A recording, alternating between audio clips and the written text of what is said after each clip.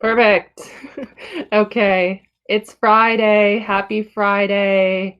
I don't know about you, but I'm so excited it's Friday. Like really, really excited. So Mike, you're back at work. That's good. We'll hear from you a little bit later, hopefully. Welcome, everyone. So glad to be here. So sorry I couldn't be here on Wednesday. Katie Cleesby did an amazing job. I was watching the recording last night. You have to know that with Katie, I literally called her. I think it was 10 my time, and I normally start at 10:30. So typical aquatics professional, she winged it or wung it, whatever you want to say, and it looked pretty good. So she did really well. So thanks, you guys, for being here. What are you guys up to today, Friday? So, Mike, you're at work. Anybody else doing work right now or taking a couple hours off? What does that look like?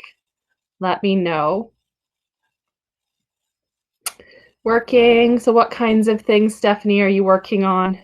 So, scheduling, reopening, programming, in-service, safety procedures. What does that look like? Oh gosh, Katie says it's her break between learning about Microsoft. I have an online course I need to be doing in a couple weeks, and I'm avoiding it because I feel like I'm spending my whole life on my computer as opposed to my phone, right? I have an app on my phone to track how much I use it. It does feel like the computer is the whole day, every day. And then I switch from my computer to TV, and it's just lots of screen time. So Stephanie is working on plans to reopen. Katie is a teacher, so that's the platform Microsoft trying to catch up, sort of. I hear you. And I can't imagine for teachers how difficult it's going to be. So the school year, let's say it ends in June, but it's not a full wrap up like you would normally do. I'm sure there'll be lots of loose ends to catch up next academic year in terms of content, administration, lots of different things like that. Mike in Pennsylvania is working on facility work, so getting ready, scheduling guards for a possible opening. That's tough, right? Lots of information changing every day. Hi, Andrea. She's here from Charlottesville, Virginia. Reopening. Budget is a big one. So the person I had scheduled for budget in a couple weeks fell through. I've asked someone else because I do think that's still something important to discuss. So hopefully the second person I'm asked has availability, but we'll just have to see. So yeah, let me go ahead. I'll pop the show notes in from Wednesday. We're also going to do some giveaways today, so I'll put some of those links in there. Where's my Kleenex? So show notes from Wednesday when Katie Cleesby was here with Joey. The chat box didn't get recorded, but there is a file of the chat box. So what that means is you can't see the ribbon chat box like you do with my recording. She didn't know to click it on. So the chat box, what I've done is I've included the file on the show notes, but I removed people's email that's included in the registration that I see. I've deleted that, so it just has names, and you can scroll through the chat box in Excel. That is on the show notes for Wednesday. So thanks for that. Let me go ahead. I'll show you guys. My stickers came. So let me put in the show notes, I'll put the sticker sign up. So this was a couple weeks ago. Somebody was asking about stickers. So I went ahead and I ordered some stickers. These are from Sticker Mule, the company online, and really, really nice. I know it's going to be hard for you guys to see, but it's a really nice, durable vinyl sticker. So if you would like a sticker, I will mail you one for free. You can put your contact information in the form, the Google form I've put in the chat box. I won't use it for anything else other than to send you a sticker. It's not covert advertising, but I know lots of aquatics pool offices, they do sticker trades. So if you feel like sending me one back, that's great. If you don't, that's fine. But I got I think I got 500 of these stickers for $320.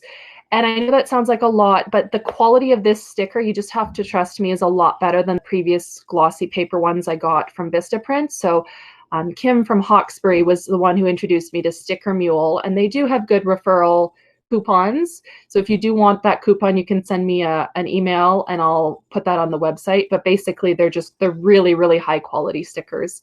So if you want a sticker, you can put that your contact information in there. The other thing we're going to do today, I'll announce it when we get a little bit closer. We'll follow the similar format where we start shortly after the hour. But if you want a mug, we'll do another mug giveaway today. So these are the campfire mugs. If you weren't here, I think it was four shows ago, maybe last Wednesday with Ben, we did a mug giveaway. I haven't actually mailed them out yet. My boxes haven't come in the mail, but this is a nice soup mug, latte mug, whatever you like. If you'd like a mug, I'm going to put the Instagram post. If you can please like the post and comment today's question so I know who was actually in the webinar versus anybody on Instagram is, can you give me a book that you've read recently that you enjoyed? And I was messaging with someone and he said, well, I haven't read a book in 4 years. That doesn't matter. I need some new books to read. I'm finding I don't have a lot of attention span right now for books that are not interesting to me. So I really need some new titles, whether you like fiction, nonfiction. I read kind of everything, a little bit of sci-fi, not a lot of fantasy, but I'll try anything. So if you want a chance to win a mug, I'll do 2 mugs today. Please comment on that Instagram post. It's about skimmers, so skimming the swimming pool, how we circulate the water in the pool. If you comment on that Facebook post, on that Instagram post, I will close the competition an hour after this webinar ends, and then do a random selection with an app like I did last time. We'll post the results in Instagram stories and I'll notify you that you're a winner. So go ahead and comment on that Instagram post if you'd like a chance to win a mug. If you're just here, welcome back. Thanks for being here with me. I'm very happy to be here today. Thank you so much for being so understanding and agreeable. Katie Cleesby was very nervous filling in for me on Wednesday. She only had maybe 20 minutes notice. So thank you so much to all of you guys for being so kind to her and making it easy for her. So thank you. Let me know what's new, what you're working on today, any plans this weekend. I know the weather here has warmed up finally, hopefully. Get some walking in, maybe some running. I need to get moving. I've kind of fallen into a rut the last week or two, just sitting on the couch, sitting at my desk, sitting on the patio, all sorts of sitting. I know, I agree with you, Katie Short. So I was looking at the recording for Katie Cleesby and she just gave it, right? It was awesome. She literally had 20 minutes notice, 10 minutes notice. I was talking her through the software, how to launch the webinar over the phone. And she just, she nailed it, very much like the consummate aquatic professional who we have to change on the fly so often, right? We have to be ready. Maybe we're guarding and then we have to teach, jump in the pool because somebody's late or they call in sick or there's a first aid. It's something that we do. So Julie's working on depth markers for the pool. So I assume that's embedded in the pool deck or maybe on the side of the pool wall, changing those out. I also wanted to talk today about the sessions coming up next week. So making sure that everybody's aware that we are continuing with the webinars. Today is not the last webinar. Initially, when I set up these webinars, I thought that a month would be enough. And obviously a month is not enough. We are still in COVID. March 15th, March 16th is a big date in Alberta for COVID in terms of pools closing and facilities.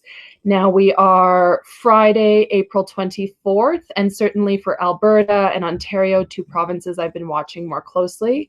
We're at least looking at the end of May, early June for any sort of normalcy for non-essential businesses, not even swimming pools. So I'm continuing with these webinars. You can register for additional webinars. I have sessions up until May 11th released, and I am working with guests for following for additional sessions. Good morning, Christopher from Newfoundland. Welcome. I'm going to post in the show notes, in the chat box, the main landing page for the webinars. I still sometimes get emails. People are not aware where to find all of the registration links. So if you're ever looking for updates about webinars, the first place that I announce all new webinars for this series is on our Facebook page. So just one moment, I didn't actually grab that link. So if you follow us on Facebook, that is where I announce all of our sessions for the POOLaide. So this week I announced, was it this week? The weeks all roll together. Yes, so this week I announced May 6th, which is Trevor Sherwood, the expert witness. I also announced, excuse me, my brain is not firing enough this morning. Friday, May 8th. Who is on Friday, May 8th? Good grief. This is not good. So I announced Friday, May 8th. Who have we got on Friday, May 8th? I'm going to scroll. See, I work on these things all the time and I still forget. Friday, May 8th is... Yeah, I didn't even put it on the website, so I don't know what my brain was thinking. We've got Friday, May 1st is Making Aquatics a Winner with Jason Simituk. He will be talking about how to advocate for aquatics in the administrative environment, so where you as a pool operator or manager are competing for budget dollars with other departments and arguing for the importance of aquatics. Then we have on Monday, May 4th, we have Mermaid Camp and Lifeguard Games with Dominique McDonald. So she'll be talking about how to incorporate mermaid programming in a safe way at your facility, because that's a hot trend, but also making it a good revenue opportunity. Then Wednesday, May 6th, we have Trevor Sherwood talking about how to protect your pool from common lawsuits in the United States. He's an expert witness in over 50 civil and criminal cases in the United States. So he's going to talk about many of the things that he sees, both from a defense and prosecution side as an expert witness, that pools have failed to do or should have done. Friday, May 8th, I don't know what I'm doing with Friday, May 8th, because I've obviously neglected it in the on my website. So I'll have to get back to you. I don't know what I had planned for Friday, May 8th. And then Monday, May 11th, we are going to have Maria Bella from Aqua Conscience talking about her angel mannequins. So she has developed a product to help us perfect lifeguard scanning and glare, and she does amazing kind of photo video grids of pools and different positioning for lifeguards in relation to this anatomically. It simulates a small child in the fetal position, but not with a traditional silhouette like a sandbag. So if you're just joining us, I'm just saying hi, welcome everyone. It's good to be back. Thank you so much for being here on Wednesday with Katie Cleesby. I'm sorry I couldn't be here. I had a family emergency about 20 minutes before we were supposed to start. Thank you, Ben. Yes. So Friday, May 8th is the Inclusive Aquatic Inventory with Kate Connell. So those of you may know Kate Connell from the Equitable Aquatics Facebook group. So obviously I didn't put that link on the main landing page for the webinar. So thank you so much, Ben, from ABC First Aid and Aquatics, who presented last Wednesday. So I will make sure to update that link on the Lakeview Aquatic Consultants main registration page. But as Ben said, you can go to the Facebook page for now. So yes, thank you for asking, Christine. So my husband had a medical emergency. He is back home now. He'll be off work for a while. It is a medical emergency he's had before. I described it quite a while ago. But yeah, it's what happens. We're here, so that's all I can ask for. So thank you. Mary is asking, Mary's asking about the Junior Lifeguard Club. So yes, unfortunately we did have to reschedule that one, Mary. You have not missed it. It is coming up next week, Wednesday, April 29th. So let me give you the new registration link for that. It will be with Adrian Spencer, who's from Nova Scotia, and then Claudine Courteau-Godmer from Montreal, Quebec. Let me put this in the chat box. So we had to reschedule them because of swim angelfish, and it also worked out better for them as well with what they had going on. So yes, let's briefly run through the sessions for this upcoming week. So next Monday, which is 3 days from now, we are going to be having a panel committee. These are individuals I've been working with over the last 5 weeks from across the United States. And we're going to be talking about post-COVID startup. So we don't have all the answers, but we're hoping to share some of the different things that we have learned as a committee. So we're going to have Willa from Reston, Virginia, Drew from UC Santa Barbara, Evan from Alexandria, I believe, Virginia, Heather from Texas. We're going to have a variety of different people just talking about different areas of their work that they've been working on. So staffing.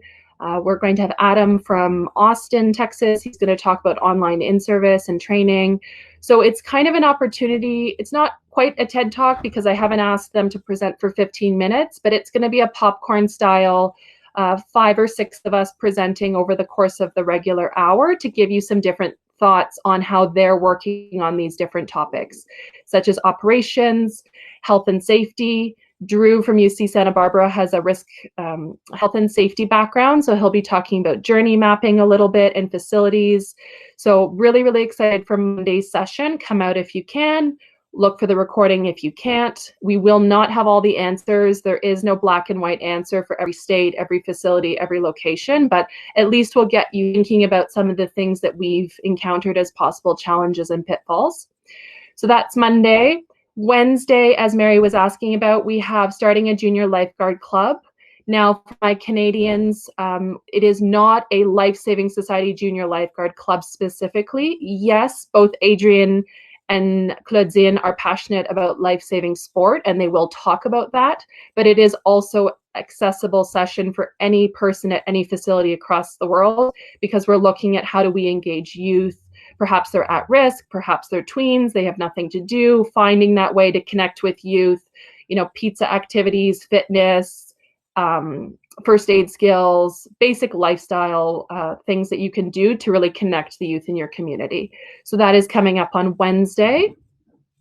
And then on Friday, really excited for Jason Simituk. He's doing a session called Making Aquatics a Winner.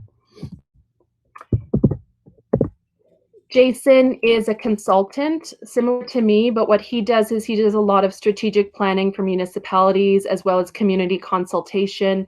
He's going to be working with us next week to talk about how we in aquatics can better represent the work that we do. We can be forceful advocates for the work we can do. We can advocate for budget dollars, the resources we need at council, especially when we come out of COVID and our budgets may be reduced, our revenue might be down, and people might say, okay, well, aquatics doesn't need another spine board, or aquatics doesn't need another accessibility lift.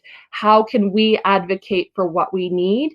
He's not going to talk about the writing like Katie Cleesby did. He's going to talk about just how to be compelling and how to really, bring attention to what we do in aquatics.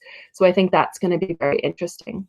So welcome if you're just joining us. I'm happy to be here. Yes, and Mike, I'm glad you said that. So I haven't put it up on the Facebook page yet, but if you have a link, Mike Sears from the YMCA in Pennsylvania, he did send me a link that the American Red Cross has gotten organized, and they are now offering I believe it's free, psychological first aid online course.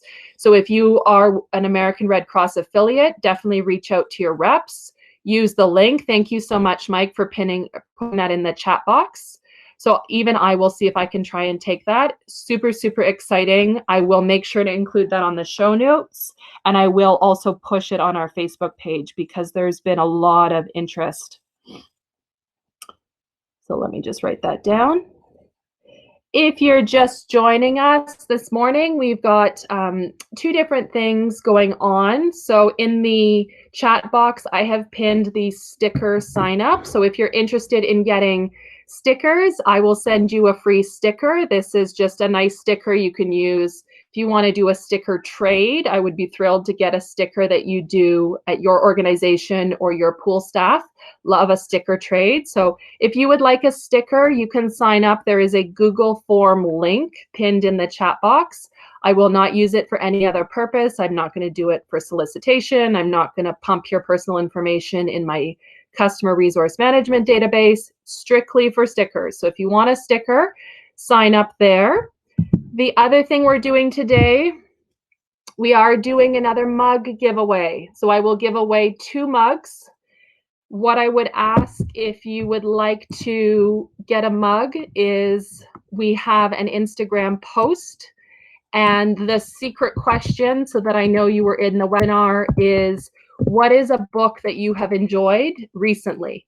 Now, recently doesn't have to be last week, last month, last year. I'm not looking to shame anyone. I know right now my attention span is not great. I can barely read, but I'd love to get some new books on my reading list. So let me know what book you have recently enjoyed. And if you like the post on Instagram and you comment, then you'll be eligible to win. We'll do 2 mugs today. I will mail them anywhere in the world, wherever you're located, and I will also give you a sticker in the mug. So, How Starbucks Saved My Life. Is that a book? I see lots of interest in the mug, so sign up. I'm just scrolling back. So Mike is saying Christine is saying the American Red Cross mental health class. I will pin that in a few minutes. It's about an hour, free, but you do need to create an account. Who won the last one? Oh, so Christine, for the mugs, we had 2 people win. So the mug winners were announced in our Instagram stories. So that is those circles at the top of Instagram where there are live stories for 24 hours. So I believe, forgive me, Stephanie, I believe she's in New Brunswick, she won. And an individual in Kirkland, forgive me, was it Heather in Kirkland? Unfortunately, they were both in Canada, but it was the app. I use an app, and you can follow on Instagram stories. It automatically selects from the comments. So if you make sure to add to the comments, please don't enter if you've already won, but we've only got 2 winners so far. I'll keep doing these sporadically over the webinars. I don't want to announce them on our Facebook page because that's not fair to you guys. Whoever comes to these sessions will have the chance to win. So thank you, Karen. Karen's saying my Mickey Mouse mug. So we went to Walt Disney World last summer. Was it last summer? Last May. For my husband, he's older than me. His nieces are therefore older than me, and one was getting married in Melbourne Beach, Florida. So we went to Walt Disney World, and the only souvenir I wanted was my hairdresser is a big Disney fanatic, and she always has these at the salon. So I got a few of these, and the pens. I love these pens; they're great. Let's see. I'm just scrolling. So hello, Cheryl from Duluth, Minnesota. The Instagram post is up. Yes. Let me put it in the link. Forgive me. Yeah, the post is already up, Chris. So it is a post about skimmers. So you're going to post about books on skimmers. I realize that's not convergent, but that's kind of how I want to keep it fair to the webinar participants, that you know the secret question, which is what books are you currently reading or enjoying? And then skimmers are on my mind because next week I'm doing our first online certified pool operator course. So I'm an instructor for the Pool and Hot Tub Alliance, which used to be called the National Swimming Pool Foundation. It's based in the US, but the CPO is accredited across Canada. And I think we're up to 105 countries around the world. So CPO refers to Certified Pool Operator, which is the requirement to run a pool in Canada. In the United States, you did also have the Aquatic Facility Operator designation from APSP. So this is what I'll be teaching next week. I'll be doing this. I'm doubling up next week, so I'll be doing webinars in the mornings with you guys, and then I'll be doing my online course with my students 16 hours next week in the afternoons. So lots of coffee and carbs will be happening. If you're interested in more information about the online CPO class, I'll be adding another session in May that you can subscribe to our email list. Nobody is automatically added to the Lakeview Aquatic Consultants email list from these webinars because that would not be compliant with privacy laws in Canada. So if you do want to get emails, including we do 36-hour pre-release for online CPO, you can subscribe using the link I've put in the chat box. So I'm just scrolling. Jody is saying the American Red Cross mental health class is open to everyone. Go to their homepage and click on the COVID guidance link. Yes, Katie's saying she also loves Disney. Leslie's saying her dad's friend co-authored a book on his life. He passed away before it was published. Mountain Man. I think I've actually heard about this book, Leslie, if he's well known in the hiking community. Thanks, Leslie, for asking. Yes, yeah, my husband had a medical emergency on Wednesday. I had to take him to the hospital, and then I got to spend 6 hours in my car because obviously right now with COVID, even if you have masks and gloves, they don't let you in the hospital unless you are the patient. So he is home now. He'll be off work for a while, but he is home, and that's all I can ask for, right? With everything else the world is experiencing, he is home, so that is positive. Amanda's here from Atlanta, Georgia. Hello, Andrea from Vancouver. Tracy from Marysville, Ohio. Hello, Jamie. Ontario is here. Jaine is here from the Mendel JCC in West Hartford, Connecticut. Welcome. Jean is here from Massachusetts. Marilyn from Owen Sound. Cheryl saying her favorite book was Last Child in the Woods by Richard Louv. Spending time in nature. Wonderful. Colleen's here from Maine. Heather from Ohio. We're getting lots of people now. Welcome. Paul is saying the CPO class is good. You watch the videos each time and they look very familiar. Yes, so I'm glad you said that because that does remind me that we do have the videos. I'm so accustomed to doing a pump room tour, right? A facility tour. We go around and we look for different safety equipment. We look at the mechanical equipment, but obviously in this situation, I don't have a pump room in my garage, clearly, right? I have all the equipment. I will pull out my bins of equipment and show people I have valves and salt cells, and I have different probes and test kits. So I will show those I'm taking the same form that you guys are experiencing the webinar, but it will be different, right? Teaching CPO from my house is very, very odd. And so I'm very much looking forward to post-COVID, whenever that is, September, October, November, getting back to in-person class. So welcome. I'm seeing lots of people joining, lots of names I've seen before, lots of names I haven't. Caitlin, St. Cloud, Minnesota. Allison from Bartlett, Illinois. Dan from Arlington, Virginia. Randall from Fredericton, New Brunswick. Debbie from Santa Barbara. Nina from Port Orchard, Washington. Maya from Spartanburg, South Carolina. Kat from the city of Overland Park, Kansas. Welcome, everyone. Ryan from Hartford, Connecticut. Joshua from Seattle. Welcome. Pretty close to me. Kathy from Danville, Virginia. Kelly from Waterton, Wisconsin. Evan's back. Hello, Evan. Arlington, Virginia. Evan will be one of our panelists on Monday's session. I've already gone ahead and entered registration links for our webinars next week into the chat box. So if you haven't been with us for a few weeks, the webinars are not ending. We have all new webinars up until May 11th available on our Lakeview Aquatic Consultants page. If you scroll up in the chat box, you can grab it, or you can follow us on Facebook to get all new announcements for new sessions. I'm currently working on finalizing. I have May 13th finalized. I'll be announcing that later next week. And I'm currently working on May 15th, 18th, that sort of thing. We have, so Willa, I see your comment. We've hit over 1,000 people. We rolled over, I think we're at 1,097. So I will do a screenshot this weekend. Always really exciting. It's quality, not quantity that matters, right, in work, but it is super exciting when I thought maybe we would get 200 people, and we've had we're closing in on 1,100 for sure, unique. And as many of you guys know, many people come to many of these sessions. So even though we've had perhaps 1,100 people, we've had people attend every single session. I mean, that is Joey in chatting with me. He said, people will vote with their attendance. And I think that is so true. You guys know that. So thank you guys for being here. I'm just scrolling, seeing lots of names here. Patrick from Hoffman Estates, Illinois. Deborah from Sterling, Virginia. Hello, Ashley. Ashley from Austin. Carrie from Pennsylvania. Kory from Whitby. Thank you for your email, Kory. That was lovely. Greatus Spartan from Charlottesville, Virginia. My apologies if that wasn't the best pronunciation. Paul's here. Paul Macias from Farmers Branch. Last good book he read was The Economics of Beer. Welcome. I see Bridget, College Station, Charles from Beaverton, Oregon, lots. So I'm going to keep scrolling. I can't name everyone today. We've got lots of people. If you have questions in general, we're going to start in a moment. What we're going to do today is we will be doing call-in. So what you can do is we're going to be going through and letting you guys share.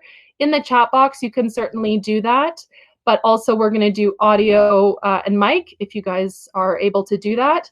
For the questions in the chat box, I would encourage you guys to use, there is an actual feature. If in your chat box you look, if you click the question mark next, it's above type your message, that actually makes the question blue and it's much easier for everyone to see. That hasn't been something that's caught on with these webinars, but if you do that, people will see your question much easier, especially me. Okay, so I'm just scrolling. Welcome everyone. We've got lots of people here. Thank you, Kory, for your kind message. Thanks, Angela. She's here from Edmonton. So I think what we'll do, we'll get started. I'm going to do my introduction and then I'm going to give some instructions how this is going to work, and then we'll just hope for the best and knock on wood that my internet cooperates today. So maybe I don't have the question mode on. Maybe that is the issue. One second.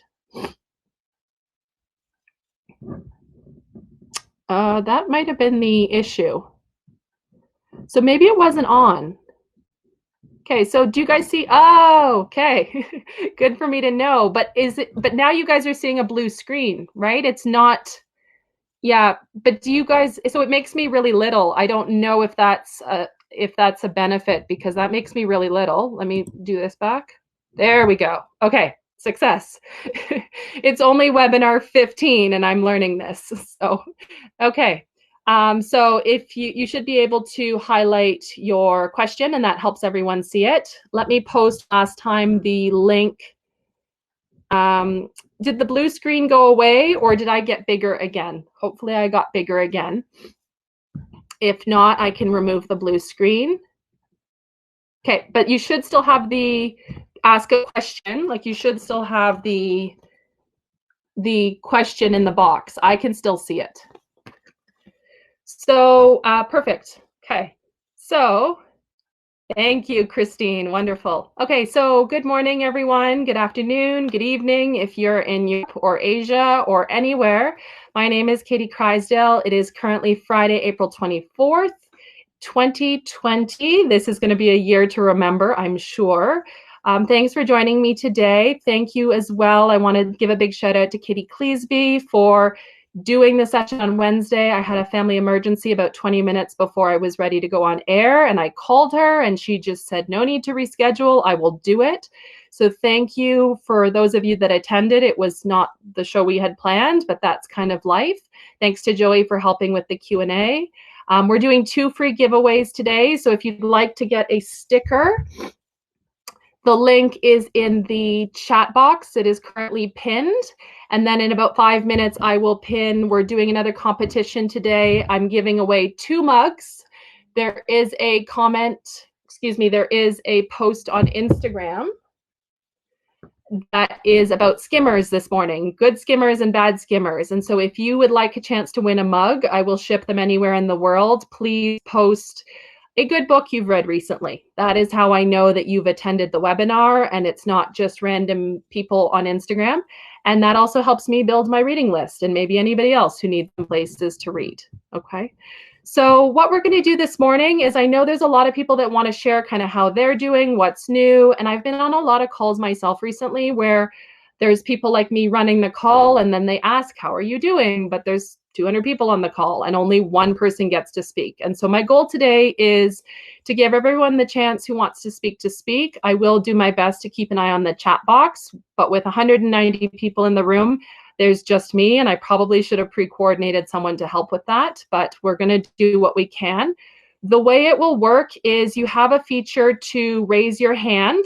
So at the end of your type a message, if you do raise your hand, it'll put you in queue as an attendee. Then what I will do is authorize your mic and camera, and you will get little circles that will show up on your screen to be able to turn on your mic and camera. If you don't want to turn on your camera, that's perfectly okay. I know a lot of us are exhausted from showing up in person. So if you just want to do your mic, that's okay. Call in, I can give out a presenter pin to call in, but we'll see how people are doing, what they'd like to share. And the other thing I want to add, it's not just letting you guys, reminding you that I do record these sessions. So I'm comfortable with whatever you want to share, but if there's something you're uncertain about, maybe don't share it because it will be recorded. And if you have a thought tomorrow or the next day, like I'd like that to be cut out of the webinar, I can certainly do that and I will respect your privacy, but it would take me a lot of time to cut out, let's say 31-minute sections. So I would just ask, if you're not sure if it's something you want to share, just consider, do you want it recorded? Do you want it on YouTube? That's pretty much it. Okay, so if you want to share, I know I talked to Mike, he was interested in sharing, go ahead and put your hand up feature. I'll pick one person and then I'll say who I'm going to pick next. So you have a minute or two to get ready and then we'll just go from there. So hopefully we can see how people are doing, what's new. I'll keep scrolling as best as I can. If there are questions, happy to put those in the chat box.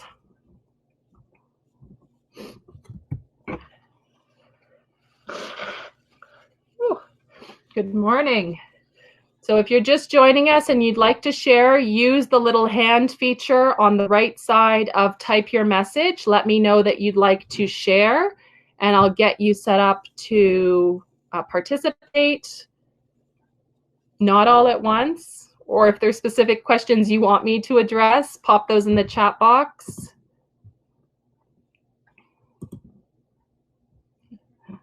Let me know.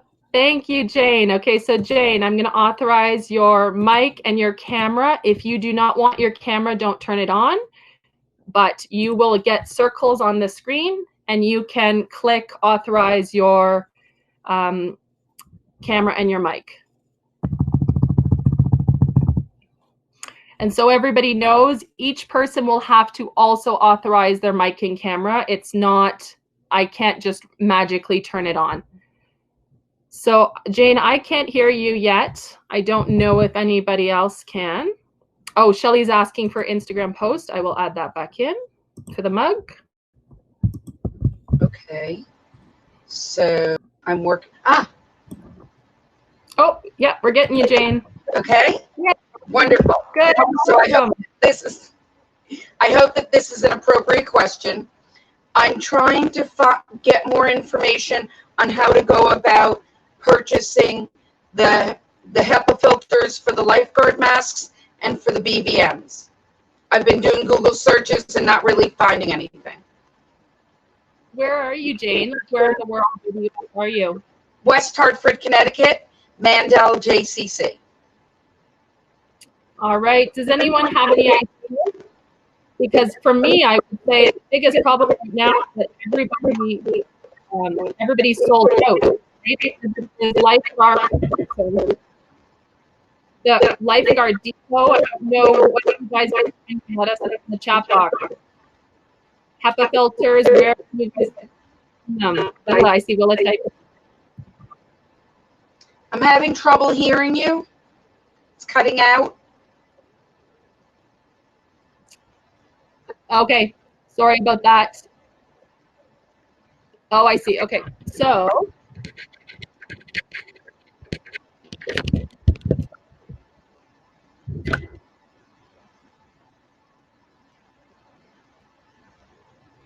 Can you guys hear me now? How's that? Is that better? Let us know in the chat box. Yeah, so okay, the issue was that Jane's audio was to my speakers. Okay, so that's good for me to know. Perfect. So what I was saying is I think a lot of our main suppliers are still sold out. If anybody has ordered anything recently, so Tate is saying aedsuperstore.com. Jennifer is saying MCR Medical has HEPA filters. So let's maybe continue this one in the chat box. Anybody that has, Jane's asking for HEPA filters for masks, right? Pocket masks, BVMs, bag valve masks. where are you guys finding those? Is there some other source, Ackland Ranger, that you guys have found works? Or let us know if you have any tips. Do you have anything else, Jane, you want to let us know? How are you doing? How's your facility doing? How are you? Thank you. So I was on half-time for 3 weeks. I'm now back on full-time because our facility received the United States PPP loan. Our facility is closed. We have right now no plan to reopen. We're both a cultural, fitness, and aquatics facility, all in one, with 2 seasonal outdoor facilities. And we're just trying to be as ready as possible for when the time comes, because we offer everything from swim teams to learn to swim from 6 months on, American Red Cross, triathletes, master swimming. We have a lot, and it's all under one roof, one organization, one membership. I don't see the places where it says where I could look, and when you were speaking, it was garbled. Is it still garbled for you when I talk now? It's good. Okay, the issue was I needed to put in your audio was playing back to the audience. That was the issue. So I have you in my ear now. So I guess we'll look in the chat box, and when we disconnect you, Jane, you should be able to look in the chat box, and then at the end of the show notes for today, I'll move everything into the show notes. I also want to say, somebody was suggesting, Natalie, that vacuum bags are HEPA fabric and you could create your own. I think the challenge with that is, as I have to say with any product, if we do it ourselves, what sort of assurances, quality do we have, reliability? And for me, I know we want to be open and I know we want to do a good job, but if we have to make shortcuts that are going to put people at risk, that's not going to be a defensible position in the future if there's a court case for liability. I'm just going to grab Amy's question. 1 second. So I will mute myself again. Yeah, perfect. Thanks, Jane. We'll get Mike next, if that's okay. Thanks for joining us. 1 sec, Mike. I'm going to try and move this question over to the chat box. This is where I'm not. This is where I'm not. Okay, so there was a question, is there a shortage of HEPA masks? Amy's asking. So I think it's fair to say that a lot of masks right now are being redirected to medical workers. That's certainly been the case. A lot of manufacturers, whether they're self-selecting to only sell to medical, or whether there have been restrictions put in place. So for a period, I'm sure many people heard in the United States, 3M was prohibited from exporting to Canada. That was resolved, but I think a lot of manufacturers are prioritizing their country of origin, or they're trying to work with different countries. So I would say there probably is a HEPA mask shortage in general, just because aquatics falls low on the totem pole after we go doctors, paramedics, and that sort of thing. Okay. And then Cheryl, thank you for putting this. So thank you. This is a good point. So the echo that we were experiencing, depending on the computer, if you are going to turn on your mic, it is going to record any output that I'm giving. So I will be silent while you talk, but that is where there may be some echo and distortion. Every computer is different. We've had some presenters where it hasn't been an issue, but that's where I have an earbud in so that you guys don't hear, my microphone doesn't play the speaker. Okay. So let's go to Mike. And then anybody else wants to put their hand up, we'll know that you'll be after Mike. I'm going to switch back to views. Lots of toggling this morning. So Mike, I'm going to authorize your camera and your microphone. You will also have to authorize it. There'll be little circles on your screen. Perfect. Hello. Oh, 1 sec, Mike. We can see you. I don't know if we can hear you. Can we hear? Can you hear me now? Perfect. Yes. Welcome. Okay, Let us know where sorry you're for my from. look right now. Lack of a haircut, and we've been painting and cleaning an 80-year-old building. Right now, we have had May 1st, then May 8th to we're not 100% sure when we're going to be reopening. We are open for essential childcare, which means we're still using our pool for the childcare swims about 3 to 4 times a week just to give them something to do. We did before we even shut down, I'm going to hold a couple things up, this is a multi-page list where we went through the building, any project we needed so we could keep staff working. We identified and we're trying to get as much stuff done before we reopen as possible. We're in the process of rehiring due to PPP, bringing staff back in that we had to lay off because we had to lay off about 120 staff, including myself. So this is my first week back at work, which is kind of a nice feeling. We're working on our social media presence as far as adding things. There's a very big thing with YUSA, Y Canada, and even the Australian YMCAs where we're doing virtual classes, sharing resources back and forth, which is really nice. And, personally, I've been working on continuing ed credits. I got my organizational leader redone. We had a discussion a while back about how there was no dummies during one of the Lakeview Aquatics things. So we actually did was, I'll hold him up here.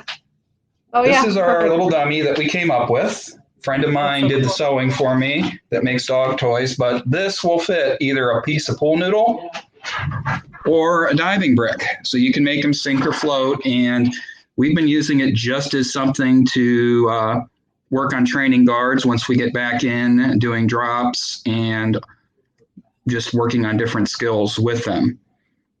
Mike, can you other than that, it's just trying to get used to I hate to say the new normal because it's been such an overplayed term, but trying to get things back to normal here with getting staff back in the building, updating files as they come back, just a lot of things. So, Mike, the chat box is asking where you're from. So can you let us know? I know you're in Pennsylvania, but where? I am in Meadville, Pennsylvania, which is western Pennsylvania between Erie and Pittsburgh. I've got a friend, I just saw the question on there, that he actually makes rescue equipment and dog toys out of fire hose, and he is going to be selling the dummies for about $125. He's backlogged right now because he's also making masks for different groups, and he's like, I am going to be backlogged for at least the next couple weeks before he can make them. But we've thrown him in. I've sent Katie some of the videos of it, and our child care actually played with him for about 45 minutes one day and then wanted to play with him again the next day. So it's become kind of an activity. Today I wanted him dry so he wasn't dripping all over me in the computer. So they were kind of like, where's he at? Can you hold it up again, Mike, for a little bit longer? So Mike did send me a couple links to videos. I will push those on the on the Lakeview Aquatic Consultants Facebook page. I will reshare those. They're really interesting. I also want to highlight one of our first sessions sent me a link that I have included on the show notes for an amazing fire hose. So I will repost those as well.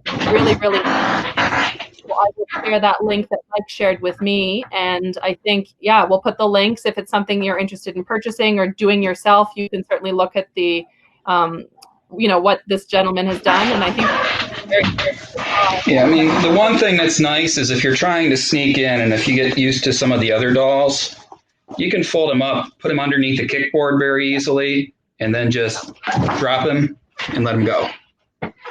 And see if your guards notice. So it's a good training tool to use as well. Yes, I see Kory saying husband is a firefighter and you have some old hoses. Now that I've seen the instructions that Mike sent me, and I will reshare those in the show notes this weekend when I update the show notes, my mind was blown because what a great way to use a hose, right, with some zip ties and make a really floppy, heavy, not anatomically realistic, but in terms of a strength training drill, it's a great, great idea. So anybody, so I'm just looking in the chat box. Noreen is asking for specifications. We'll share what we have, but I think it's the kind of thing, experiment with the supplies that you have around. Yeah, the biggest thing with it is the material is really hard to sew, and even with the commercial machine, he was breaking needles. And so, I mean, the 125 that he's going to sell them for is probably going to be worth it, just in not having to sit there and break your machine or frustration. Yeah, that's exactly my thought. Well, and also the layering. If you're a sewer, you know the presser foot can only go so high on certain machines. So even the layering of the fabric, never mind the needles and the damage to a machine without the right force. Yeah, I mean 125 is very, very reasonable. So thank you, Mike. I appreciate you've been on most of these webinars, and I wanted to ask also quickly. So you said the PPE, so Canadian, so you guys know in the US, that is it's a payroll loan that is available. Plan or program. And it's basically where by the end of the year, we have to retain a certain amount and it becomes forgivable at that point. Where it's meant to basically do is, guarantee that they're getting their paychecks. For sure. There's a question. Let me publish this. 1 second, from Mary. We'll see how this works with, I'm just toggling screens here. So Mary's asking, are lifeguards working now? You have the video on Facebook with childcare in the pool, so essential childcare services. How is that working for your lifeguards who are currently working? That would be me. I'm the only guard currently working right now. Okay. And so are you the high end of the totem pole for your organization? So you've made decisions that you're comfortable with? There's a CEO that's above me and a COO. So they're kind of the highest end of it. I am more of this facility right here, which is the only aquatics facility we have in this association. Okay, good. Okay. And yes, we have a video of the kids playing with it in the pool. Originally, it was a longer one, but we have some kids that are not allowed to be on video, and one of them got into frame, so we had to cut it short. Yeah, understood. I think the question was just if, as one of the few pools that I'm aware of open, I think what you've said, if you're comfortable guarding or you've taken precautions, that's all you can do. It's different when we put our employees, like we delegate that risk, right? But if we're willing to take on that ownership of risk, I think that was the question. So good.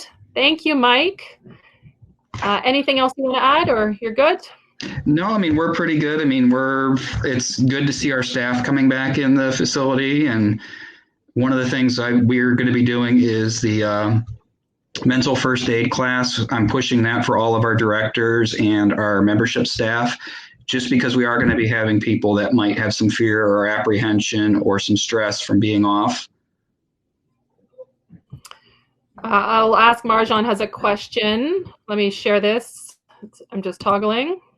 Marjan in the UK is asking, Mike, what kind of risk assessment was done in terms of, like you said, offering the kids an opportunity to be active? Any thought process, or were you just directed to make the pool available? How did that go for your organization? Some of it was when I was laid off, they still had the pool available, but they did talk with the insurance company on it, and then also looked at where CDC had a couple things out about the potential for it in the aquatic environment. Makes sense. Yeah. I mean, I think the big thing we're going to find at the end of this is there's no black and white answer. I think everybody's looking for a black and white answer, and there isn't one, right? You need to do the best decision you can with the information you had at that moment in time.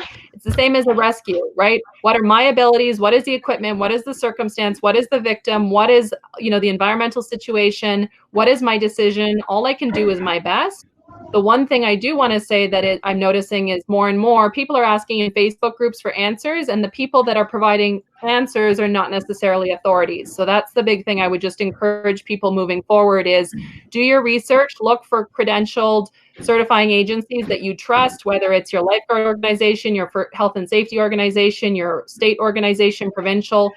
I might consider myself an expert, but in a court case or in a legal situation, you need to make sure that you're comfortable with the expertise of the people you're listening to at any level for any topic, right? Well, and also one of the things that we're doing is from the time they come in the door, we've got a hand washing station located right next to the door with, which is basically a Gatorade container full of water, hand soap, paper towels, bin for catching it. From there, they go next to the front desk. We've got a staff member that's there with a non-contact thermometer and a log. So everybody that comes in, children, adults, staff, we do a temperature check on them and we log it. And if it's above a certain temperature, they're not allowed in the building. And that's both when they come in the morning and if they go to leave or pick their kids up in the evening, we're still doing that temperature check. So we're trying to do That's is awesome. avoid that being introduced into the facility. Awesome. Yeah, and I think we'll let you go, Mike. Thank Yeah, you. because my phone's ringing right here, so I'll catch you later. Okay. Hello, Mike Sears. Okay, let's go to Kristen. I see, Kristen, your hand is up, so I'm going to authorize your microphone and your camera. We'll give you a second. I'm just scrolling through the chat box. So Marjan, I saw you were asking about the kids' ages. I believe it's all younger kids, mandatory childcare for essential workers that he is providing, or that YMCA is providing. So Jane, oops, sorry, not Jane, Kristen. Excuse me. Kristen, I've unlocked your mic and camera, so you should get little dots on your screen that you can then turn on your mic and camera as well. Those of you who would also like to ask questions, go ahead and put your hand up so I know who will be after Kristen.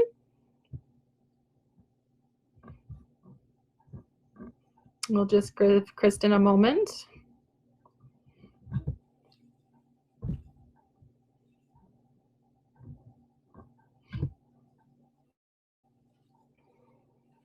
So thanks, those of you. If you have questions, any topics, whether me, for your colleagues here, if you don't want to get on the voice, I'm also happy to ask the question.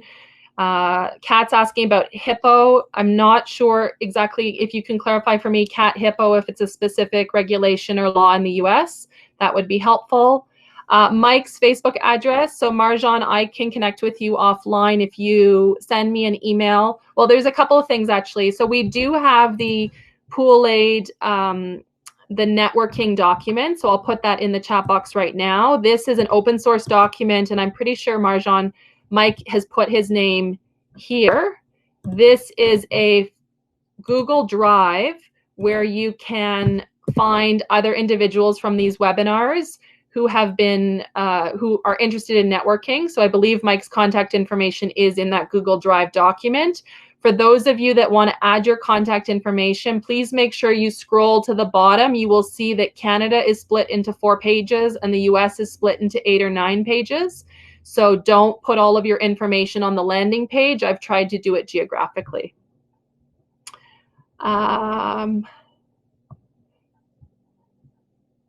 Okay, so Kristen's okay. She doesn't need to put her hand up, so that's fine. I'll just turn off your mic and your camera. There was a question about mental health assessments. So asking about mental health assessments. So Kat is saying temperature checks for the kids and recording the checks, privacy laws. Exactly. I don't know the US privacy laws as well as I know the Canadian ones. So you have FIPPA in the United States, ours in Canada is called FOIP, Freedom of Information and Privacy Act. FIPPA in the US, I'm not as conversant with it. So absolutely, this is all uncharted territory in terms of what information do we take, what information do we share. So I'm going to pin the networking directory in the chat box. If you want to add your contact information, look for other people that is available to you. Question from Lynn. Let's put that up on the board. Oops. So Lynn was asking, do they clean each change room after individual use? So Mike's not on the line with us anymore, but I think this is a great consideration for any facility looking at reopening. What is the burden for reopening, and what is the sanitation burden? So remember the New England Journal of Medicine. I've shared the link on a couple of show notes, but the New England Journal of Medicine has talked about how long COVID lives on surfaces such as hard plastic, cardboard, stainless steel. Stainless steel, it's viable for 48 hours.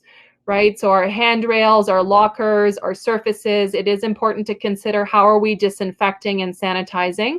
I did see a news article on Facebook this morning from a US state, and it was posted as a funny thing by the individual who shared it. It was the state saying, I don't know if it was a state, it was a city organization saying 1 person per pool for homeowner associations, and people were laughing about it. And I think that that's them laughing at it is perhaps not the perspective I would take, because I do think there's a lot of intermediary steps we need to take before reopening in terms of content and considerations. Sanitation is a big one. So Cheryl, I see Cheryl, you're at the Y doing Essential Child. Willing to put up your hand? I'd love to get your perspective. I will need some other people to let us know what questions you've got, or put your hand up if you'd like to share.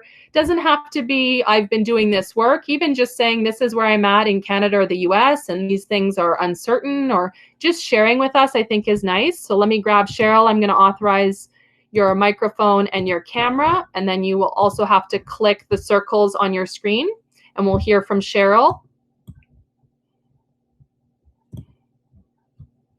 We'll just give her a second. It's not the logical always for everyone.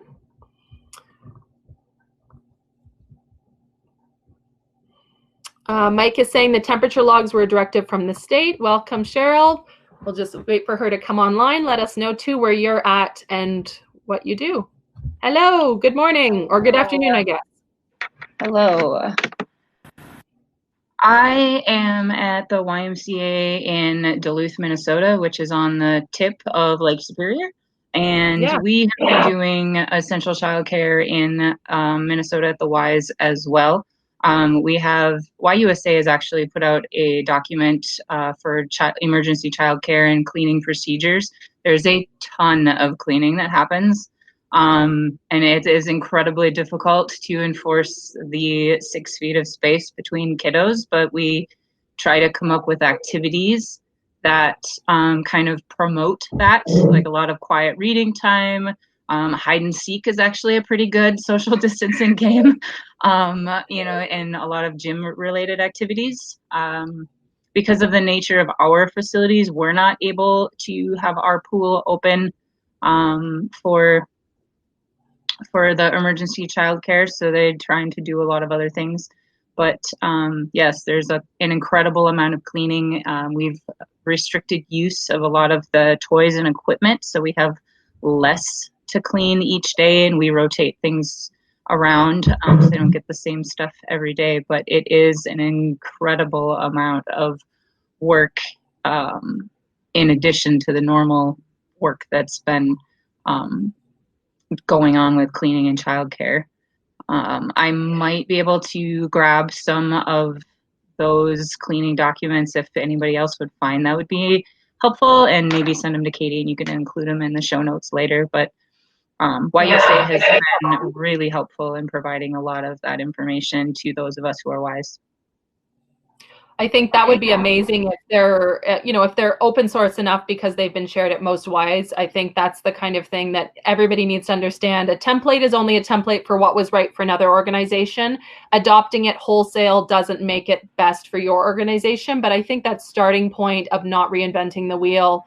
Cheryl, can you give us an idea? Because I don't, like, I'm not doing any childcare like this. How many kids are you seeing? Is it first responders? Who's eligible? How many people are in the building? Just rough numbers for a scale idea. Well, the Duluth Y Association has a partnership with the school district, and normally we have, we supply the employees for all of the after school programs in the elementary schools, of which I think we're in 16 elementary schools in the city of Duluth and the surrounding area. And so those employees are the ones that have been doing a lot of the essential childcare. When with the governor closing the schools, part of that school closure mandate was the essential childcare. And so the tier 1 employees, which would be those essential workers, are primarily who's in there. I think currently we're serving, I feel like the numbers have been right around 90 kiddos in those programs at 4 different sites. So we've consolidated down quite a bit from what our normal programming is. We have some major hospital systems in this city, and a lot of those children in that system are those healthcare workers. We also have an Air Force base here, and so some of those kiddos are from the base as well. Makes sense. But I'm seeing there's a question there. Is our pool open? No, our pool is not open. We've drained our smaller pools and left our lap pools around 70 degrees Fahrenheit. All our association, because of the childcare piece in the schools, our association had 500 part-time employees, and I think we're down to less than 40 right now. Hopefully we can start bringing some of them back in the next few weeks, maybe to a month. Minnesota is doing very well in flattening the curve. I think we're right at the bottom of the list with the states and how fast that curve is accelerated. So we're going to start putting some people back to work, I think, starting on Monday. We're not sure who yet, but things are moving slow. Yeah, no, that was going to be my next question is what is this, if you have a stay-at-home order, what is the projection? But I think it's interesting too to see all different states or provinces.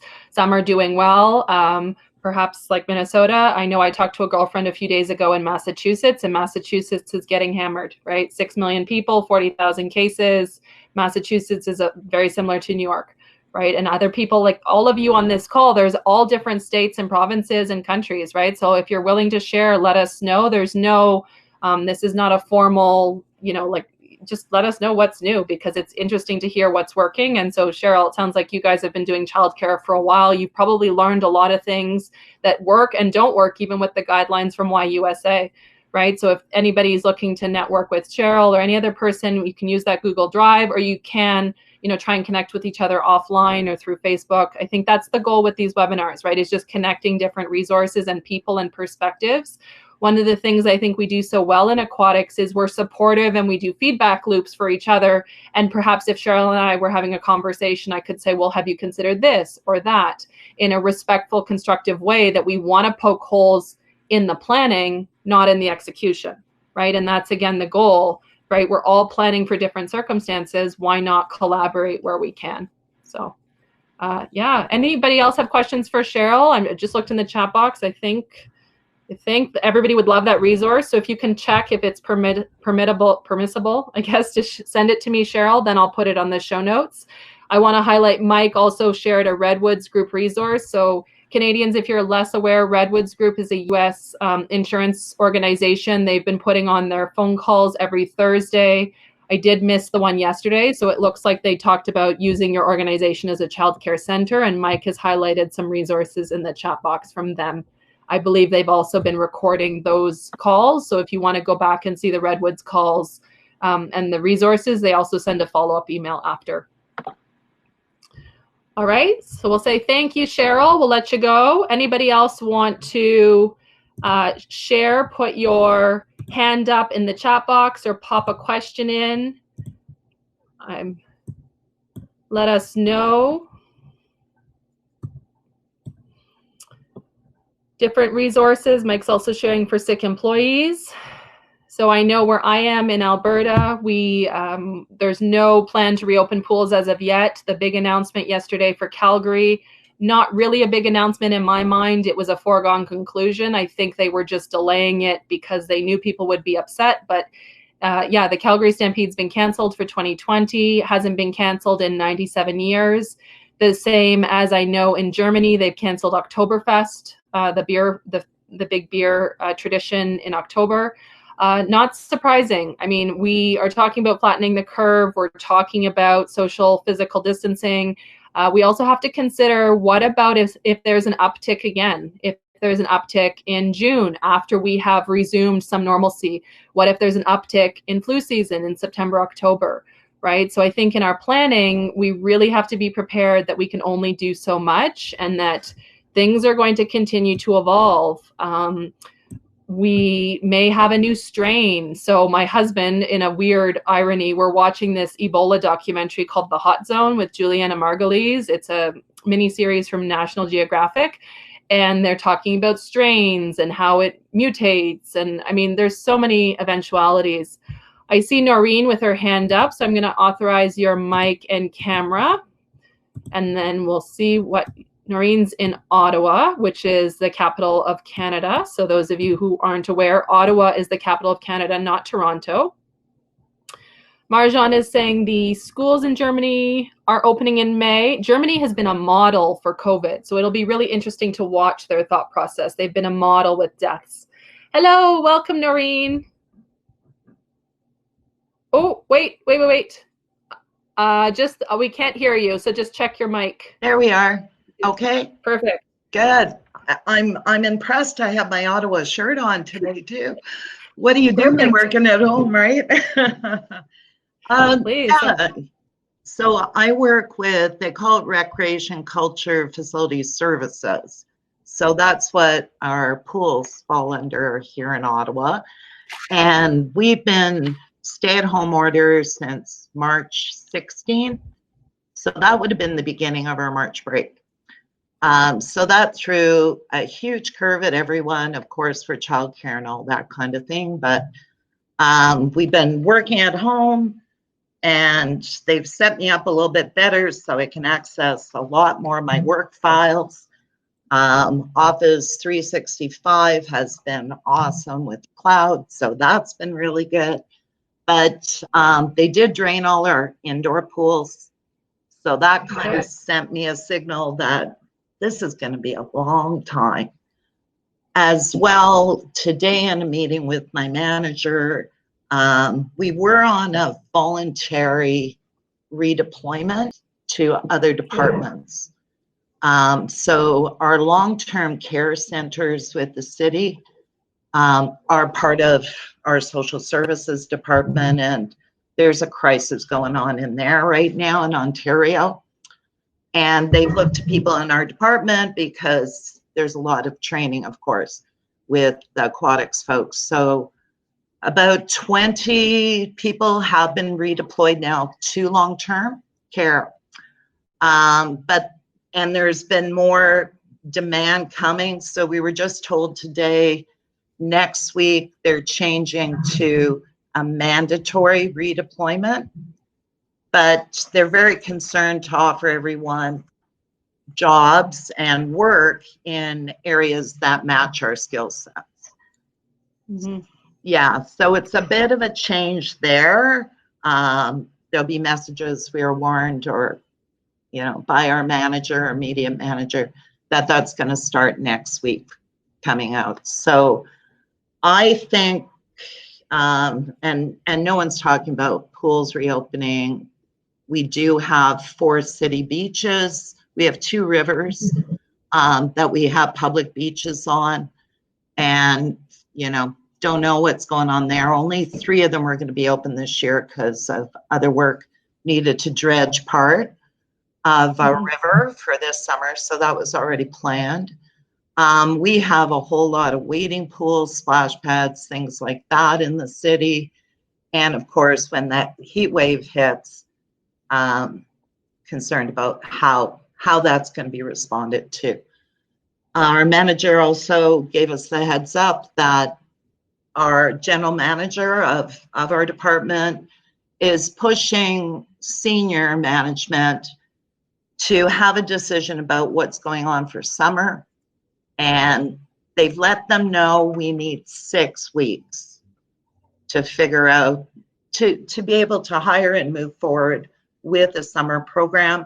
So, if that's going to be July 1st, then we've got to start working on that in May, mid-May. So that's apparently coming more, hopefully, in the next little while. But at least they're putting it on the radar that we have to know.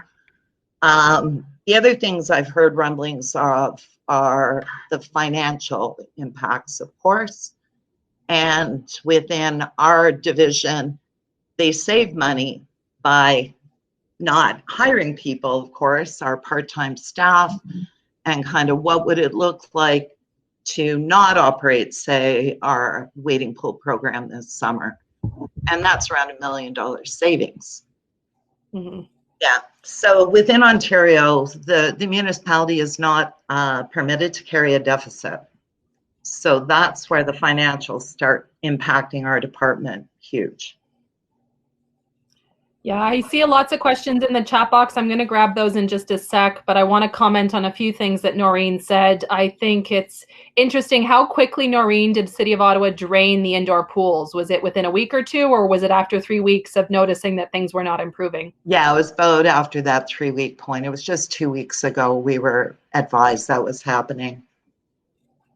And then you mentioned that the voluntary redeployment of staff will be moving to a mandatory redeployment next week. Will staff be able to select their work areas that fit with their skill set, or it's just going to be totally where the demand is based on, is it a union environment or not? We are a unionized environment, yeah. From what they're telling us, yeah, there will be a matching of skill sets. And it sounds like, you know, the employees will have that opportunity to say, yeah, I like it, or no, this isn't going to work for me, and why. There was a mention of what accommodations may need to be offered, and kind of what's acceptable, what isn't, and they're working out, trying to talk about that with HR, I gather, and other management and things, but. So this is a great question. I'm just going to move this over so you can see this was a question. So those being redeployed, will those employees get additional healthcare training? I don't know, Karen. I think Noreen's saying they'll be redeployed, but not to long-term care. I think that was a separate comment that Noreen made. Long-term care facilities in Canada also being hit very hard, where one patient or one resident gets sick and then it mushrooms. I don't believe, and you can clarify, Noreen, I don't believe you were saying City of Ottawa staff would be redeployed to long-term care facilities. Actually, Katie, yeah, 22 people did get moved over, and yes, training was being provided to them for moving into that environment. So that was a concern, and of course the PPE requirements, because that seems to be coming out more to the forefront with long-term care, that some of that may have been overlooked. Not really sure, but there was concern about that for sure.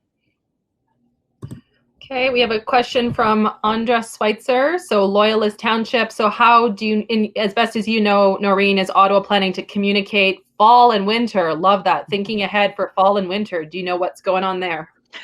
Funny, yeah, that came up in a discussion because we're always at least 6 months ahead. So in March, we went forward right away to get all our data entered in for registration, all that kind of thing. So fall 2020, winter 2021 is for the most part done, but we're advised, you know, be ready. You might have to flex that, adapt that in some way. As for changes, so City of Ottawa years ago, probably 15 years ago, our mayor moved forward with digital platform only. So that adjustment, everything goes to our web. So that's where we're guiding, you know, all our clients to go and look, is check the web, updates on the City of Ottawa page and that kind of thing. Individual sites will print out guides to distribute more to the clients for that facility, but it was just a huge and cumbersome actual printed guide, so, and too costly. So that's been cut many years ago. We wish, lots of places wish they had gone that way, but they haven't yet, right? There's still that segment of the population or ratepayers that they want that paper guide, and it's vestigial enough that many places don't want to cut it completely, right? Until perhaps the current generation ages away from using our rec facilities. So I also appreciated that you were talking about spray parks. Sorry, go ahead, Noreen. No, I was going to say, yeah, we had that kind of back and forth, because in 2000, Ottawa went from 11 municipalities to 1. So there was such a variety of business practices, you name it. It's like 11 businesses all merging, and we had the 1 year to do it. That was a directive from the Ontario government at the time to reduce the number of municipalities. So personally, I thought it was a good move. I moved here from Manitoba now 30 years ago.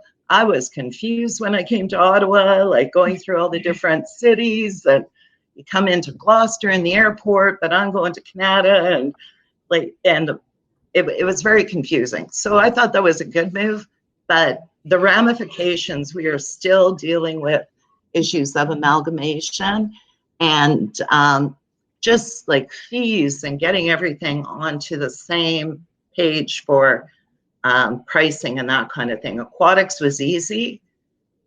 Our dryland programs, they just went through the final round of consolidation with their programming, their pricing. And when you think of summer camps and things, oh my goodness, they really had a hard time with all that. But finally they've done it, and pricing, because now when it's all on the web, if you live in the East, you can see what's being, charged out in the West. And if it's the same program, why am I being charged differently? And either or, less or more. So that was huge. But anything else there?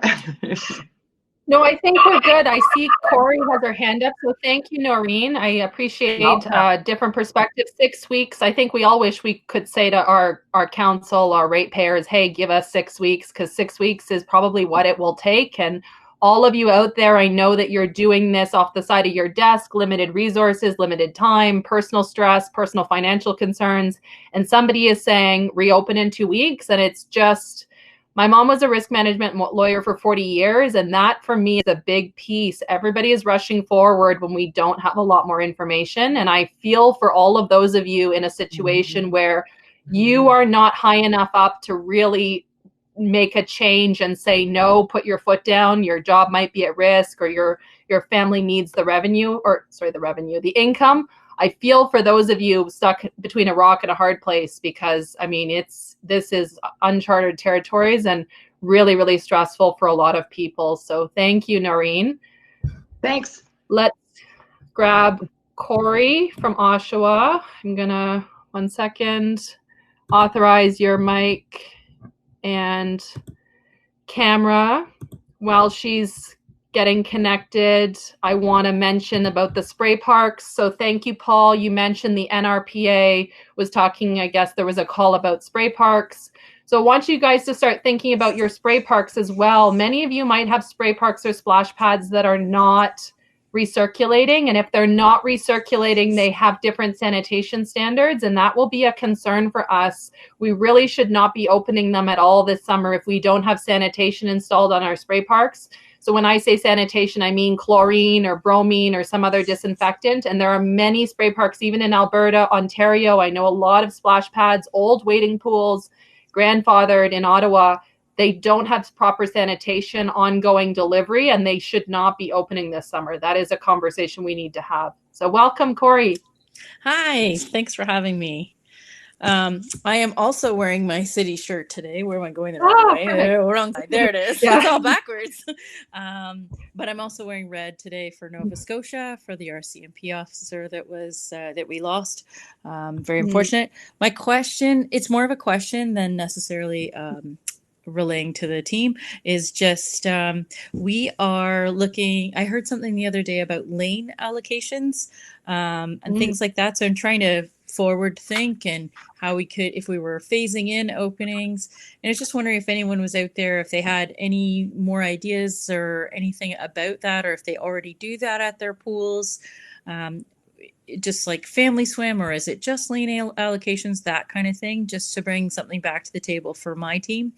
And also the other piece, we don't currently use BVM. We don't have the HCP certification, but it is something that I brought up recently to the team, and it's something they're interested in. I'm just wondering how many people use that? How many people think that's a good idea moving forward, especially with COVID right now? And that's my only questions. Thanks, guys. Yeah, no. So stay with us. Let's start first with the lane allocation. Well, because people might say something in the chat box. Yep. And then we'll go to the oxygen after, or the BVM, or the HCP, so the healthcare provider level first aid. So definitely for lane allocations, we need to find whoever the aquatics person is at the Granite Club in Toronto, because I know the Granite Club in Toronto has always been You show up to swim. You cannot swim until a lane is vacated. And I know it. they'll come and get you in the members area. They will not let you in the pool. It's one person per lane. And I used to laugh at that when my colleague worked there like 15 years ago when I was at U of T. But she's now a member with her husband, and she does not want someone in her lane. She pays enough each year that she expects to have a lane to herself. And I'm fairly certain in 2020, pre-COVID, they had a booking software, or they had, you know, do you do it as a private training session in your software? Do you do it as a private booking? I know the yoga studio that I volunteer at, they have the same space allocations, right? It could be lane 1, 11 to 11:30, lane 2, 11:30 to 12, right? There's got to be a way in our softwares, whether it's ActiveNet, Perfect Mind, or even just using an app, there's got to be a way we can do it. So anybody in the chat box, if you have some thoughts, please, please, please let us know.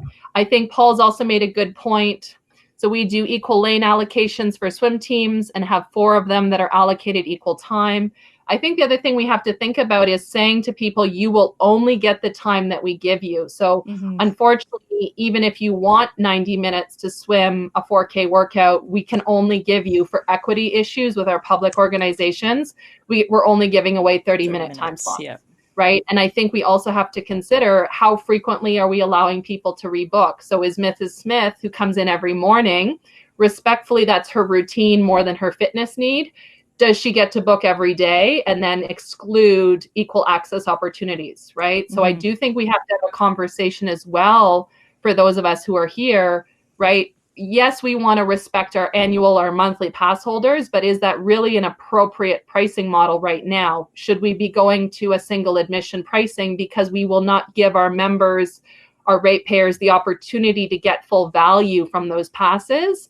And I think that creates a service level expectation that we cannot accommodate right now. Like if I pay for unlimited, I want unlimited. And you know, is that a reasonable thing? So I'm just looking in the chat box. So there's a lot of questions about HCP. Let's just see what else about lane allocations. I'm just scrolling.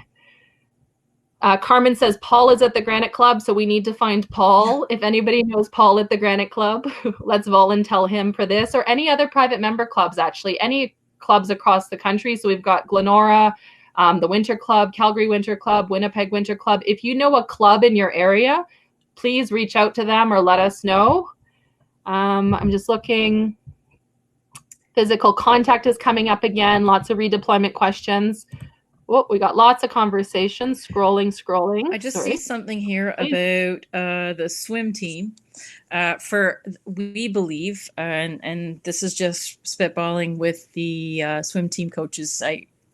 I'm friends with them as well, not just through work. We believe that will come probably from Swim Canada, what their directives are in terms of how they'll move forward. It came from Swim Canada when they were told it's time for you to stop, because we heard from them before we were even finished making our decisions. So my pool is one that that's their home pool, so they're there all the time.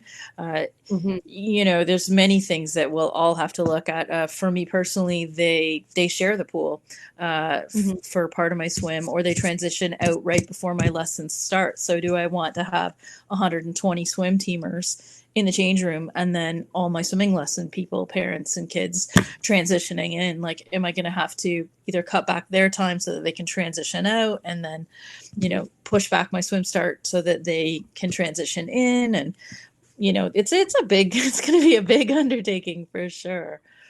You know, well, and I think as many of us have experienced with rentals, right? Even though we explain to them, you know, respectfully, the more time your kids drag on deck, the more we're going to have to take away your time, because if you get out of here quickly, we can give you the max amount of time. But if the kids are hanging out, making a mess in the change rooms, it makes it very hard. But I do think that transition times, whether it's a 5-minute or 15-minute refresher for a pool test, a sanitation protocol, chemical additions, but like, we're going to have to build those in. And I know that people don't like them, and ratepayers or council or administration sees that as not a good use of time. But I know at the University of Toronto, we used to, the first time I worked there, we ended all swims at 55. And I know people were upset because it'd say, well, the swim is 9 to 11. The swim ends at 10:55. And then frankly, it got to a point where they were straggling and it was always 11 o'clock, but you have to build in those slots somewhere for all of the reasons we've been discussing: cleaning, transition. I like somebody said in the chat box, they're using Google Calendar. So I think definitely for the lane bookings. Somebody also mentioned circle swim. Our clients don't like to circle swim. They want to swim in a lane by themselves, but it's going to be either, we circle swim and we can put 2 people in a lane and you work together, or we're going to have to go 1 per lane, which, as Chris mentioned, the chat box is not going to work well for a lot of rural facilities or a lot of facilities, right? But that compliance piece, I think we all know if we give too much and too much is taken, we have to be very cautious what we're willing to give because it's hard to claw it back. Yeah, it's a lot easier to give it as we go than to Exactly. just put out like, oh, we can take 30 and then, wait, no, I meant 15. Correct. Yeah. Correct. Yeah. Also, just a couple comments, then we'll go to the HCP and oxygen. So there's a lot of discussion, different Swim Canada, Swim Alberta. I know yesterday canceled the entire summer season. So refer to your provincial swimming or water polo or synchro training standards. And somebody did mention USA Swimming has been canceled till the end of May. So definitely look at those partner organizations. If you're in a situation where your pool is getting pressure to open from your local community, look at those national federal organizations. The big example I'll give right now is Las Vegas, right? The mayor of Las Vegas wanted to reopen and the unions came out and said no, right? In theory, the mayor is the final decision, but the unions were powerful enough to say, no way, not happening. Look at your swimming federations, look at your lifeguarding organizations, look at your health and safety, your insurance providers. They may be able to help you out, give that push and say, no, we're not doing it. Okay, so think creatively, look for those people that can support the argument that you want to make. The other question from Kory, so HCP, so can we get a quick, in the chat box, those of you guys using healthcare provider level training at your facilities, and how many people are thinking of switching to that? So in the province of Ontario, oxygen administration is a separate certification, similar, it's called airway management, in Ontario, oxygen. Yes, but there's a separate CPR can be delivered, CPR HCP, which is the healthcare practitioner, but then you can do the airway management separately. Correct. So we would do the HCP. We would not move into the oxygen at this point. Okay. It has been something that I have wanted to do for a while, and I just feel like with what's going on, I might even get some backing now on it. Yes, and I think that's a good one. I think a lot of facilities, they see not by choice, but management has said HCP, healthcare provider in Canada, is an extra, right? Or it's a nice to have, the same as oxygen. Well, you don't need oxygen. It's a lot of extra money to keep a tank, maintain another call. But I think we're going to see a lot of that in all of the procedures we've seen from different organizations about physical distancing and lay rescuers and non-contact, a BVM, a bag valve mask. And I have one upstairs. I should have brought it down, but a bag valve mask. Yeah, my husband, don't even get me started. Bag valve mask is an option, right? So you're squeezing the bag to deliver breaths without a contact with the casualty. So definitely something to consider, but it does require extra training. That's the big thing a lot of people need to realize is a bag valve mask is a piece of equipment that is difficult to operate. You need to get a proper seal. It requires 2 hands to get a seal. The squeeze needs to be controlled, right? So the bag valve mask, you can't just squeeze. You actually have to do a controlled squeeze and not overinflate. So I'm seeing Noreen was saying HCP will be an interesting discussion again. Aquatics wanted it, but were declined due to the requirements to maintain the skills. So HCP, my understanding in most provinces in Canada is 1 year. Like it might be 2 years, but it's definitely more of a burden to maintain. Colleen is saying it is part of American Red Cross lifeguard training, but oxygen is separate. Being a municipal facility with nearby paramedics, you leave it to EMS. And then the question from Stephanie, can we even use a bag valve mask with proper social distancing? I think that's going to be the question, right? Is gloves enough? Can you touch a face? Can you get a seal? I mean, when I went with my husband to the hospital on Wednesday, I mean, it's always amazing when you talk to medical providers because on the one hand, they're more strict, but on the other hand, they're more lax. Come on in, we'll give you a mask. but stay out there, right? Like and then we're all paranoid. So anything else, Kory, you want to add or thoughts? No, I think I'm seeing lots of things pop up. I now realize how difficult this is all for you. You're looking here, you're looking there, you're pushing all the buttons. It's a lot, but I've said it a few times. Really appreciate everything you're doing for us. This is really great. I've learned so much, so it's really great. Thank you. Thank you. Yeah, I try, and yeah, it's a steep learning curve. So as you can see, it's some days it works and some days it doesn't. Yeah, you're doing a fabulous job. Thank you. Oh, thank you. Thanks, Kory. And so anybody else want to add? We can put your hand up. I can authorize you. Still got a few people here, so I know I'm not in any rush to leave. I want to address what other questions are coming up in the chat box. Let me move a few over, and then we'll see who else wants to talk. 1 second, I'm just scrolling. So I'll just publish this one. See, this one is. So Stephanie's asking, is it appropriate to let each person have one lane, or should we have a lane in between people for distancing? I don't have the answer for that. I think you need to consider how much space you have. I think you need to consider the age of your pool, circulation system of the pool, how well it's working. I mean, are we screening people coming into the building before they get to the pool? Are there signs saying, do you feel well today? Have you been exposed? When I went to the 7-Eleven a few weeks ago, there were big signs that said, if you do not feel well, if you have a cough or a fever, please don't come in here. So I think there's going to need to be multiple layers of screening even when we reopen our phase or reopening. Other questions I'm seeing, let me publish this one. What changes are people thinking for setting up situations for national lifeguard training? So in Canada, our lifeguard training is national lifeguards. Michelle, I see your hand. Just give me a moment.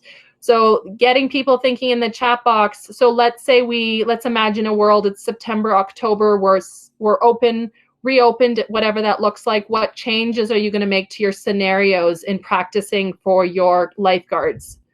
Okay.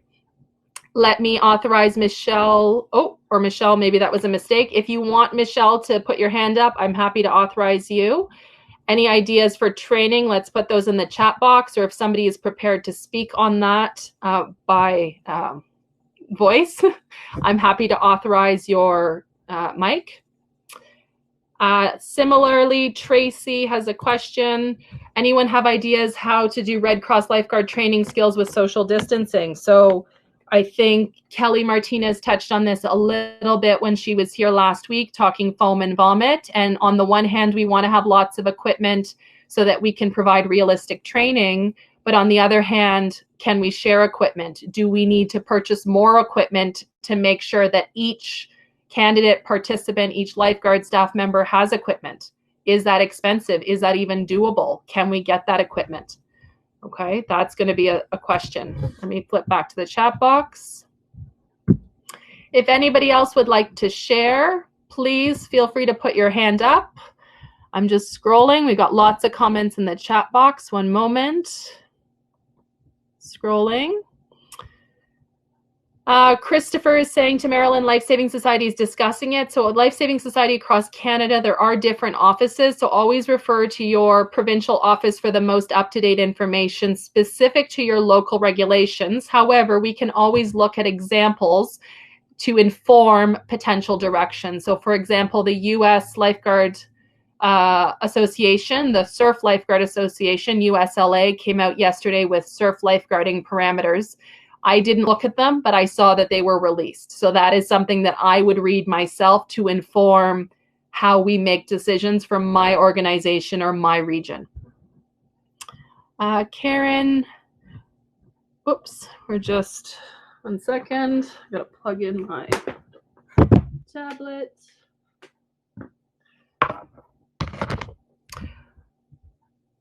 Red Cross is providing some protocols, Kory is saying.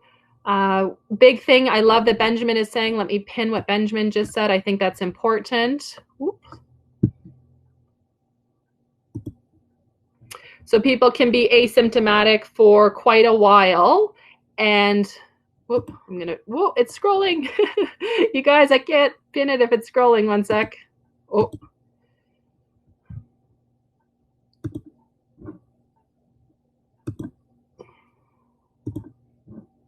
Oh, sorry. Oh, sorry. I was trying to move Ben's statement over, but my it's not cooperating. But just making sure people are aware that people can be asymptomatic with COVID for 2 weeks almost. So it's important that we consider that. Just because I feel well, I went to a hospital, for example, 2 days ago. I did see people. I didn't touch them, but I was in the presence of people. So I need to be aware that I could have COVID, but I'm going to stay home, therefore. Okay. People could be asymptomatic. Temperature is not the only consideration. So thank you, Ben, for saying that. I was trying to make it an announcement. Oh, there, I just did it. So hopefully we can now see what Ben is saying. Oh, nope, still me. Still user error. 1 second. There we go. So this is Benjamin Zimmerman's comment, right? So he's a paramedic background training. It's important we understand the symptoms of COVID are just one part of it. Julie's saying, just to make sure people who are attendants in this webinar are aware that healthcare provider is not a term used in British Columbia, so it is basic life support. So that is a terminology of lingo. If you were not aware what we were saying before, my apologies on that. Thank you for clarifying, Julia. I'm just looking. If anybody is interested in sharing, I'm happy to turn on your camera or your mic. Laura's talking about getting more training with mannequins and Actar mannequins. Perfect. Lifeguard skills are not possible, Nicole is saying, according to the American Red Cross under the current circumstances. So that is important consideration. Does your organization even permit any practice? Basic life support is the proper terminology, formerly healthcare provider. Thank you for that. Kory's saying we're doing virtual training, waiting for management. Just scrolling. Lots of sharing happening in the chat box. So what different things people are doing. Thanks, Kristen, for your comment about our health. Thank you. Show notes. Yes. So everything we talk about today or any resources from the chat box, I'll make sure I pull into the show notes. So I will pin those again. I'm not in a rush to go anywhere. I'm still happy to talk about different things. If you have questions for me, please put those in the chat box so I can answer them. I don't have anywhere I need to go, but I also want to provide value. So if we're just sharing and we're not providing any value, feel free to, leave us, go have lunch, go have a snack, go get an exercise. Let me pin the show notes for today. So show notes for today, which will have all of the resources, including this recording. Noreen, do you want to, I just can't tell if you had a different question. No, that's the old format. Anybody else have things that they want to share, chat about? I've got the show notes for today. If you'd like to, okay, Kristen is asking online lessons. I think that's a big one. So let me share that one. If anybody has been doing online lessons, I would love to get them sharing. This is something that I know I have not been doing because I don't have a facility right now. So Kristen is asking who's doing online swim lessons, whether in a bathtub, teaching techniques. I know Swim Angelfish was doing a few things for their families. I saw one YMCA somewhere in the United States that actually had a lady getting in the bathtub with her kid in a bathing suit. So if anyone has anything that they've been doing or they'd be willing to talk about online swim lessons, I think that's a huge topic that I think we haven't had the opportunity. Most of us were so busy, we're not able to really think creatively and implement the best program that we can because we're so short on time, we're so short on budget, we're so short on human resources. But I think online swim lessons, it has a place, right? So if anyone has any ideas about things that they've been doing or that have worked, please let us know. Deirdre is saying that the American Red Cross has stated that water skills can be done if students supply a victim that they are quarantined with. I like that. That's a good option. So if, the way a sibling will bring maybe a friend or another sibling, good idea. Thank you for the feedback, Carolyn, or everyone about the webinars. So appreciate it. Thank you, Shelley. Marjan is asking about dry land training. So let me pin that question. That's another one that's come up. What are people doing for dryland training? So I know for me, I usually go to the yoga studio 4, 5, 6 times a week, and I have yoga videos at home. They're live streaming yoga, and I have no desire to do it. So dryland training is hard. So what kinds of things are you guys doing dryland training for your lifeguards? That is a big piece I think we need to consider when we go back into the pool. How many of our staff will be able to meet physical fitness standards? I've been on the couch for almost 2 months, right? If I had to get into a pool, I could perform a rescue, but I may not be able to meet the physical fitness standards in terms of endurance swim. The brick I can do no problem. The sprint, who knows right now, right? How much of your staff's physical fitness will have atrophied? Will they be able to do these skills? Something to consider. So dryland training, what does that look like right now? Julia is saying we've just started our Arbitus at home website, and we will showcase our aquatics department doing videos called Baby in a Bathtub and videos for dryland training. So Julia, if you can pop that link in the chat box, I think that would be great for everyone to be able to share and watch. Ashley is saying we have sent home the Swim to Survive resources to the school district as grade 7s for the teachers to distribute.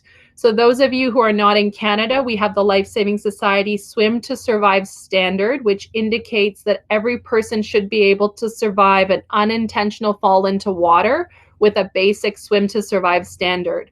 So the first item is a disorienting entry, which could be a roll or a fall.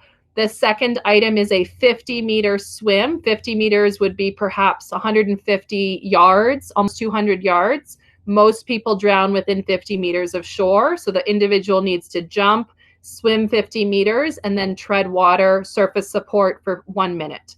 So that's a great piece to do in schools when we have pool space, but also a great education piece. I love that idea to send it home with the students through the schools.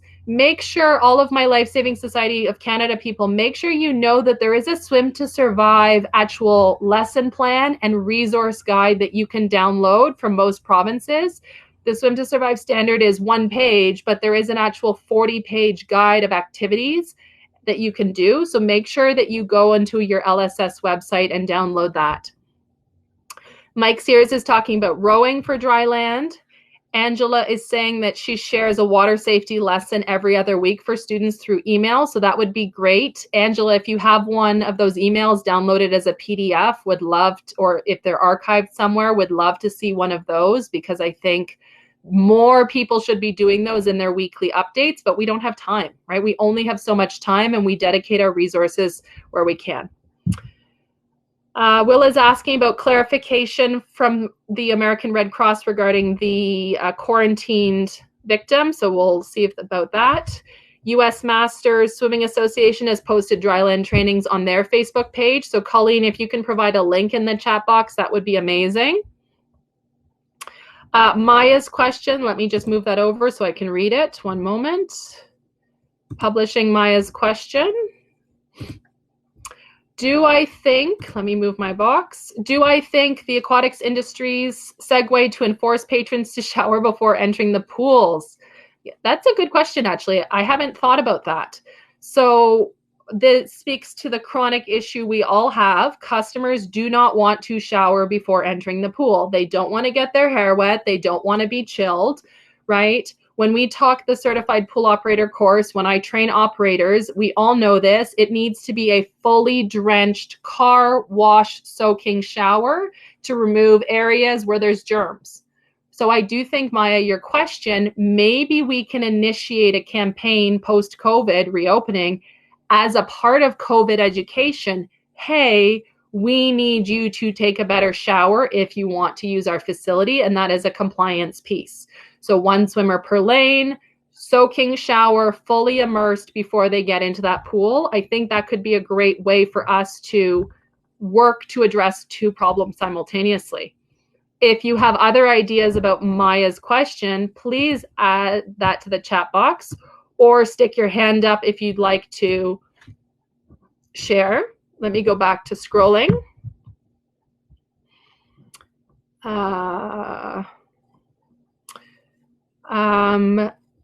Andrea is saying there's a Facebook group for swimming specific yoga.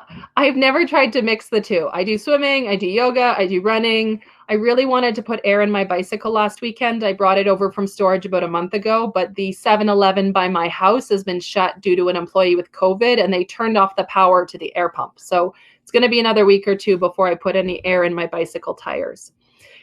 Deirdre is saying that she films her son doing 10-minute dry land workouts and posts them on YouTube and our Facebook group. They also add any minor doing these exercises should be supervised by an adult. And I think that's a big reason. A lot of people are concerned about offering education and the risk in the United States with litigious society. So Deirdre, if you want to share a link, we'd love to see what you're doing with those. Yeah, send us some links. Julie as well will send the link once it's up. Laura Fleming is saying the Life Saving Society of Ontario has released an updated Swim to Survive award guide, so that's good to know. Do you know, Laura, it's a pay item, so we purchase it through the shop and they mail it, or are they doing a downloadable PDF? That would be good for us to know. Mike is saying he gets to swim because he's by himself, so that's a good option. So he's saying he can't lifeguard himself. Kory is working on an aquatic theme song and story. Fun to do, teaching them songs that we use when we get back in the pool. I love that idea. So I think there's a lot of building blocks we can use for re-entry. Songs, games, routine. I know Rishona Hyman, Aqua Essence Swim Academy in Winnipeg, she was doing on their Instagram stories, they were doing a lot of the songs that their kids are accustomed to hearing in swim lessons. They've been sharing them on Instagram stories maybe 2 or 3 weeks ago because it allows the kids to feel connected to their instructors that they miss. Also, I want to highlight, I saw Paul Macias on here earlier from Farmers Branch Aquatic Center on their Facebook page, FBH20, they've been doing their ribbit reading, right? So why can't your favorite swimming instructor read a book? Why can't lifeguards talk about water safety, right? A lot of basic things like that highlights the importance of lifeguards and swim instructors, but in a way that is helpful to parents who are home with their kids. So just scrolling. So Mike shared a link from the Red Cross in the United States. Great time to reinforce showering. So we've got some good links in the chat. Marjan is saying, this week I filmed the best dry land exercises to do at home for swimmers ages 5 to 12 years old. When it's uploaded, please, yes, do share the link. You can either email me. We have a contact page on the Lakeview Aquatic Consultants website, or send me a Facebook DM through our Facebook page or Instagram DM. I will get it and put it on the show notes. Chris is saying no to the downloadable PDF for the Life Saving Society of Ontario. That's okay, but at least we know that they're sending free copies to affiliates and it can be purchased online. So if you've got questions, we've still got 100 people here. Anything you want to talk about, if you want to put your hand up, let me know. I don't see anybody new with their hand up. So if you do want to ask a question, please pop it in the chat box. Use the question mark. That really helps me to see it. But if you do, let me know. Anybody else? What's going on? What's new? Anything else you guys want to talk about? So how's your week been? Reminder, if you joined us a bit later, we do have all new webinars next week. This series is not over.